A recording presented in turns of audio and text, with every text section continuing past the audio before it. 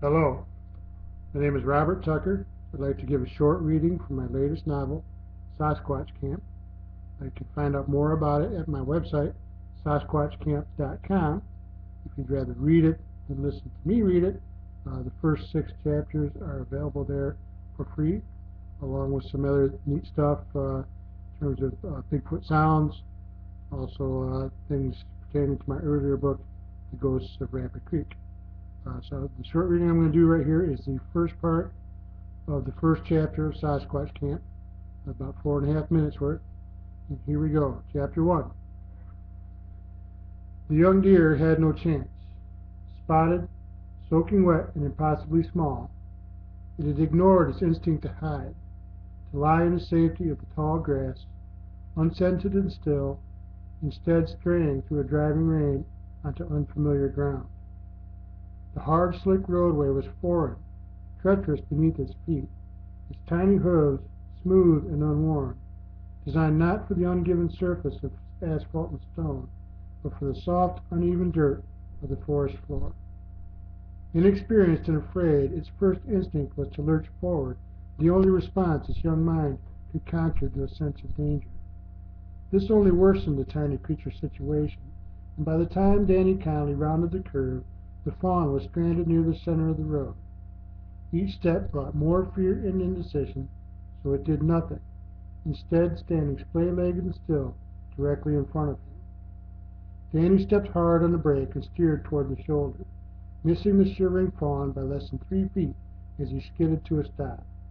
The disaster was only temporarily averted. A car came around the bend in the opposite direction. A young girl was driving, about Danny's age, and she was as helpless as the fawn. Her speed and trajectory were such that impact was inevitable. "Stop!" Danny yelled, as if the girl could either hear him or obey. Her eyes widened and her mouth was open, emitting a silent, tortured scream. Danny looked with resignation at the fawn, its eyes soft and afraid, its fate already sealed.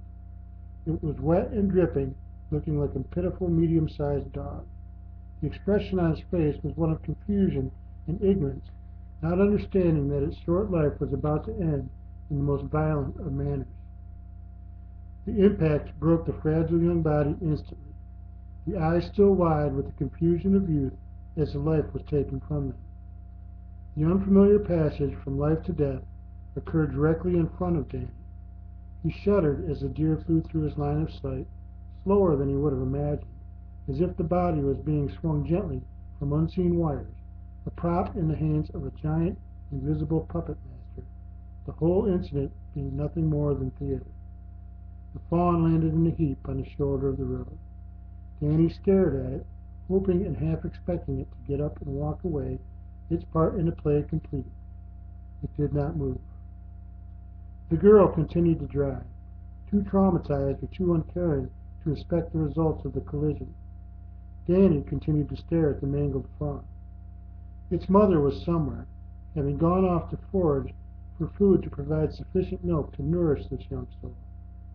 Spending her days apart from her fawn to distract and mislead the predators that are the natural dangers for a young deer, her instincts were not designed to take into account more modern dangers, like this artificial river of death that cut its banks through the heart of her habitat.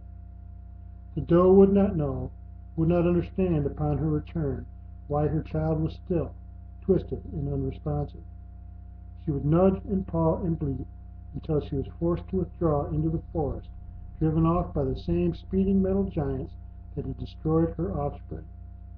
She'd wintered with the fawn inside her, nearly starving as she struggled through chest-deep snow to nibble on the meager buds that would bring her fawn to term. She had birthed in a secluded place, safe from the bear, the hawk, the coyote. She had struggled for weeks, moving about and feeding in the light of day, vulnerable to attack by predators, all to ensure the safety and survival of this fawn. Now it was dead, for no good reason other than it couldn't resist the urge to stand up and walk. Danny pulled slowly away. I hope you enjoyed this short reading. As I said, if you'd like to see more, go to SasquatchCamp.com. You can check out the first 6 chapters for free, Thank you very much.